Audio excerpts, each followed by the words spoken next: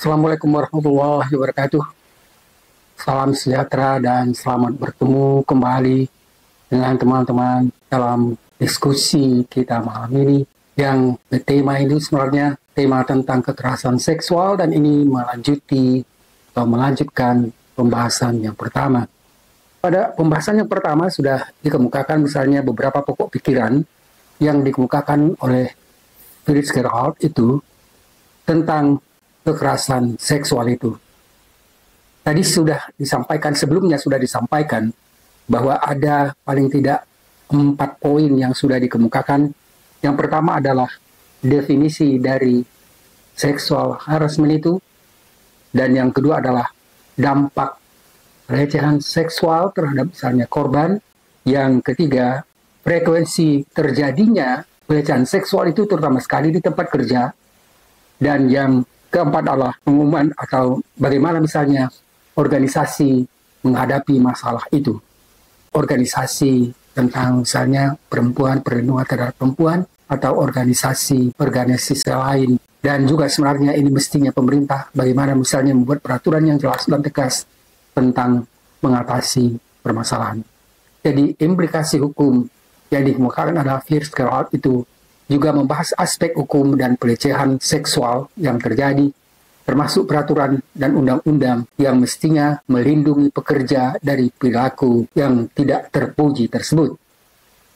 Teman-teman sekalian, artikel yang dikemukakan atau tulisan yang kita jelaskan pada kesempatan ini menjelaskan tentang hak-hak korban dan tanggung jawab majikan dalam mencegah menangani pelecehan seksual itu.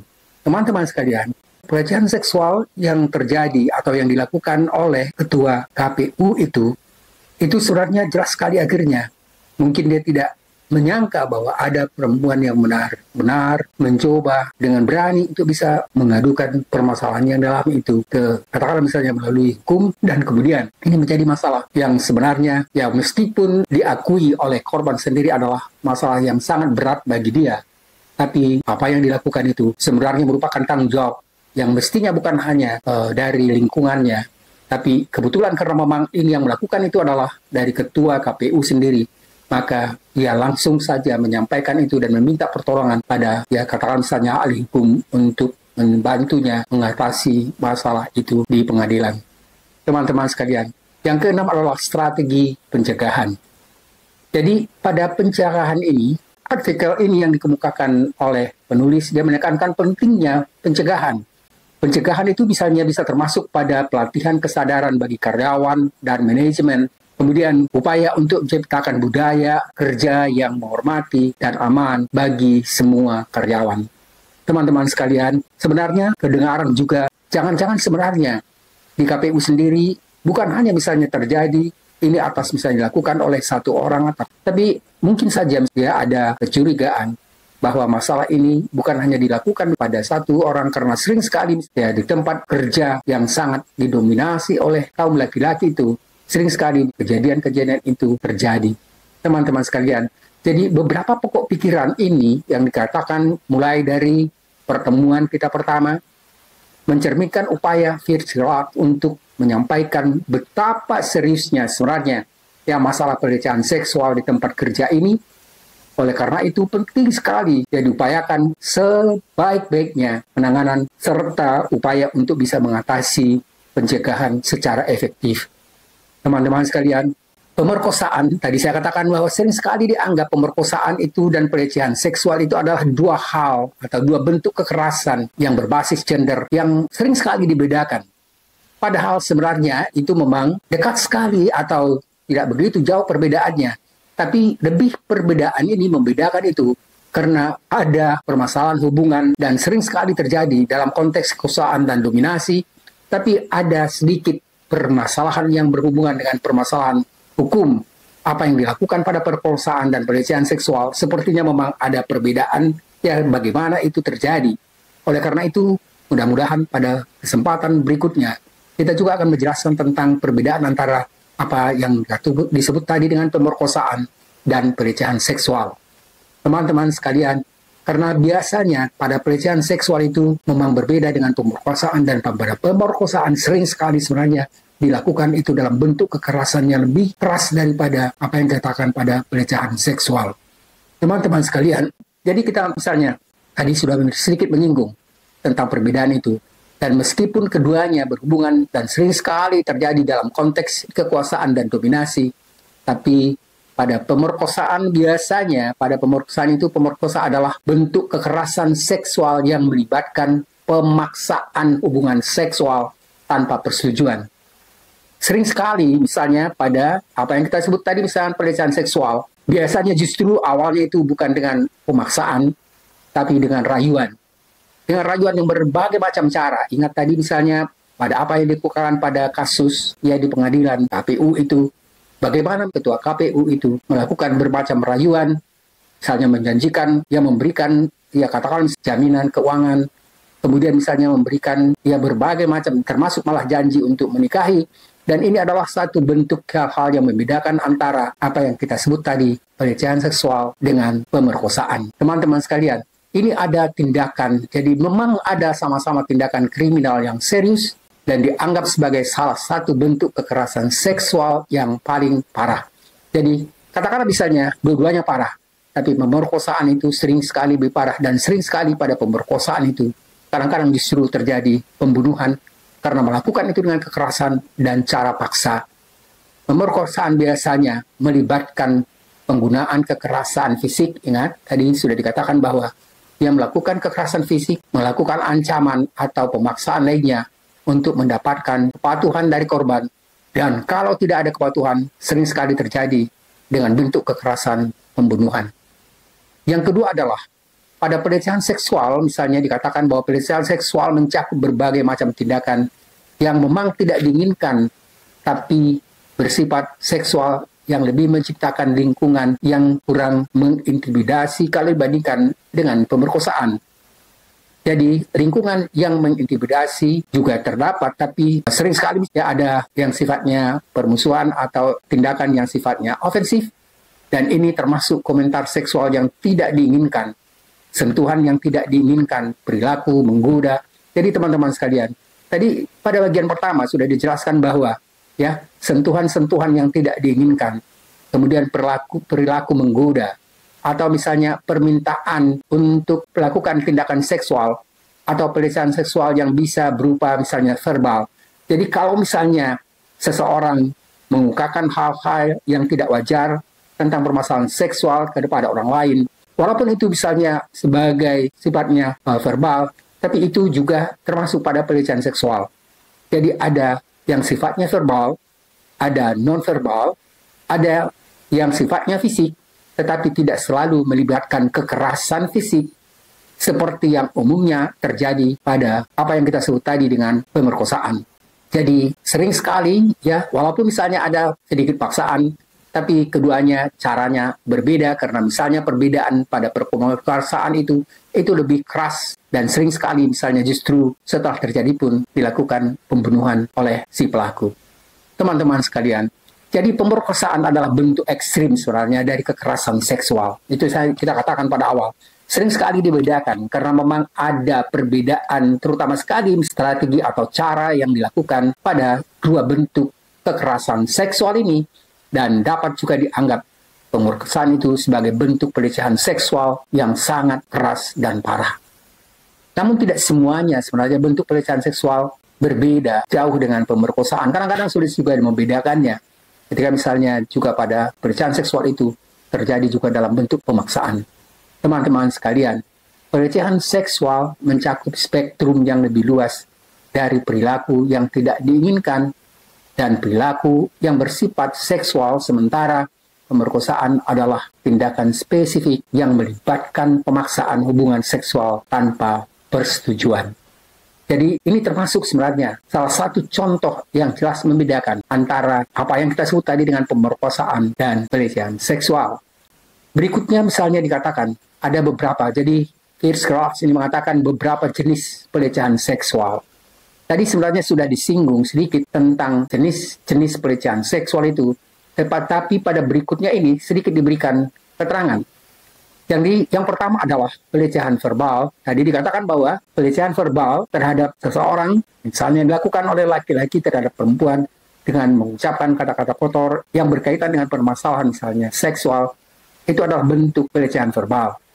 Komentar seksual yang tidak diinginkan oleh seseorang, dan kadang-kadang itu berupa lelucon seksual yang dikemukakan, atau misalnya bisa juga dalam bentuk pertanyaan atau pernyataan yang vulgar atau kasar, ya, tentang masalah seksual, dan kemudian juga bisa bersifat panggilan nama atau ejekan yang bersifat seksual kepada seseorang. Yang berikutnya, kita bisa melihat bagaimana beberapa masalah yang sekarang semakin jelas memahami apa saja yang dimasukkan dalam pelecehan seksual itu, terutama sekali yang dibahas pada bagian pertama adalah tentang pelecehan seksual yang dilakukan secara verbal. Yang kedua adalah dikemukakan oleh Fitzgerald, itu adalah pelecehan nonverbal. Pada pelecehan nonverbal ini, itu tentu berarti berbeda, karena pada pelecehan nonverbal itu dilakukan misalnya dalam gerakan atau isyarat yang bersifat seksual. Cobalah misalnya, gerakan misalnya bisa air muka atau misalnya tangan, atau hal-hal yang bersifat gerakan yang sebenarnya mengacu, merujuk pada permasalahan seksual itu dari seseorang, katakanlah misalnya laki-laki terhadap perempuan, itu juga termasuk pelecehan seksual. Yang berikutnya adalah, yang kedua dikatakan di sini adalah tatapan yang tidak diinginkan dan bersifat seksual. Jadi katakanlah misalnya, ya seseorang laki-laki atau siapapun misalnya, melakukan tatapan yang tidak wajar terhadap tubuh seorang perempuan, dan ini juga bisa bersifat seksual atau pelecehan seksual. Yang berikutnya adalah mengirim gambar atau materi porno, dan ini teman-teman sekalian, ini mungkin yang sering terjadi ketika misalnya seseorang mengirimi gambar atau materi porno melalui handphone ke handphone kita, dan kalau misalnya sering-sering sekali dilakukan itu, dan kadang-kadang memang kan pernah terjadi, ada seorang laki-laki yang melakukan dan sering sekali melakukan pengiriman gambar atau misalnya ucapan yang tidak wajar terhadap perempuan. Ternyata karena memang perempuan itu sebenarnya tidak menyukai dan tidak menyetujui, tidak menerima lamaran atau katakanlah berteman dalam pengertian misalnya menjadi pacarnya. Lalu akhirnya dia sampai dalam waktu yang lama menerima ucapan atau gambar materi porno dari yang bersangkutan. Yang berikutnya adalah memperlihatkan bagian-bagian tubuh tertentu. Teman-teman sekalian, ini juga merupakan satu bentuk pelecehan seksual, dan katakanlah misalnya seseorang memperlihatkan bagian tubuh pribadi yang sebenarnya memang itu mestinya tidak perlu dibuka atau dikemukakan, itu adalah satu model atau bentuk pelecehan seksual yang sifatnya non-verbal. Teman-teman sekalian, yang berikutnya atau yang ketiga adalah pelecehan fisik. Pelecehan fisik itu adalah sudah dikemukakan sebelumnya, tapi ini lebih banyak memberikan contoh, misalnya sentuhan yang tidak diinginkan, ya, menyentuh tubuh perempuan, atau misalnya bisa juga laki-laki, itu sebenarnya dilakukan oleh seorang perempuan, tapi yang umumnya terjadi pelecehan seksual itu adalah dari laki-laki kepada kaum perempuan, dan sentuhan yang tidak diinginkan itu termasuk dalam apa yang kita sebut dengan pelecehan seksual. Yang berikutnya adalah menyentuh, meraba, atau memeluk seseorang tanpa izin. Apalagi belum begitu kenal, tiba-tiba ketemu dan kemudian langsung memeluknya. Ini adalah bisa menjadi permasalahan besar, karena perempuan itu bisa menuduh bahwa orang yang memeluk itu sebenarnya sudah melakukan apa yang kita sebut dengan pelecehan seksual itu. Yang berikutnya adalah apa yang disebut dengan menyudutkan seseorang dalam ruangan atau arena tertentu. Jadi katakanlah misalnya di dalam kereta api atau di dalam tempat-tempat yang sempit, kemudian mencoba, walaupun misalnya banyak orang di situ, tapi tiba-tiba misalnya ada seseorang yang mencoba untuk menyempitkan ruangan. Seorang laki-laki misalnya mencoba untuk memberi ruang yang lebih sempit pada seorang perempuan dan membuat mereka bersentuhan dengan tidak wajar. Itu termasuk apa yang kita sebut dengan pelecehan seksual itu. Yang keempat adalah pelecehan sosial. Jadi pada pelecehan seksual itu misalnya memaksa korban untuk melakukan aktivitas seksual dengan ancaman sosial atau intimidasi. Ini mungkin juga sering terjadi, terutama sekali kalau ingat tadi kita katakan, contohnya banyak sekali terjadi pada tempat kerja. Pada tempat kerja itu adalah misalnya terjadi antara ancaman atau pemaksaan yang dilakukan dari atasan pada bawahannya. Yang berikutnya pada pelecehan seksual itu, sosial itu adalah mengisolasi korban dari rekan-rekan kerjanya atau teman-teman karena menolak ajakan seksual. Atau justru bisa saja, misalnya juga memberikan tempat atau kedudukan yang istimewa pada perempuan yang ingin dilakukan atau dalam upaya untuk melakukan pelecehan seksual. Yang kelima adalah pelecehan dari yang sifatnya daring atau online. Ini berkaitan juga misalnya dengan pengiriman melalui HP tentang gambar-gambar porno. Dan pada pelecehan daring ini atau online ini, mengirim pesan, mengirim gambar atau video yang bersifat seksual melalui email, melalui media sosial atau platform komunikasi lainnya. Dan berikutnya, mengintimidasi atau mengancam secara seksual melalui dunia maya. Teman-teman sekalian, pada bagian kedua ini, kita sudah menjelaskan misalnya beberapa hal yang berkaitan dengan bentuk-bentuk pelecehan seksual. Dan yang terakhir pada bagian kelima ini, kita mengungkapkan atau menjelaskan tentang pelecehan seksual yang dilakukan melalui online dalam bentuk pengiriman pesan, gambar, atau video yang bersifat seksual melalui email, media sosial, atau platform komunikasi lainnya. Lalu juga mengintimidasi atau mengancam secara seksual melalui dunia maya atau virtual.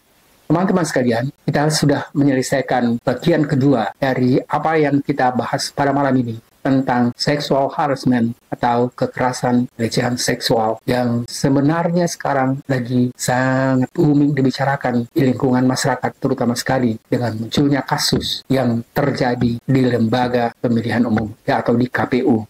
Teman-teman sekalian, mudah-mudahan saja apa yang kita kemukakan dalam dua bagian kuliah singkat atau penjelasan tingkat tentang permasalahan pelecehan seksual ini dapat memperluas pemahaman kita dan lebih waspada untuk memahami dan menjauhi apa yang kita sebut misalnya dengan tanda-tanda ciri-ciri seseorang ketika dia misalnya ingin melakukan satu model atau bentuk kekerasan seksual itu.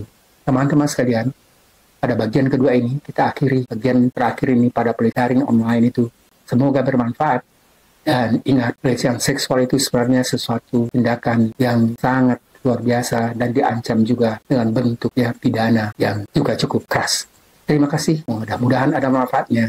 Selamat malam. Assalamualaikum warahmatullahi wabarakatuh.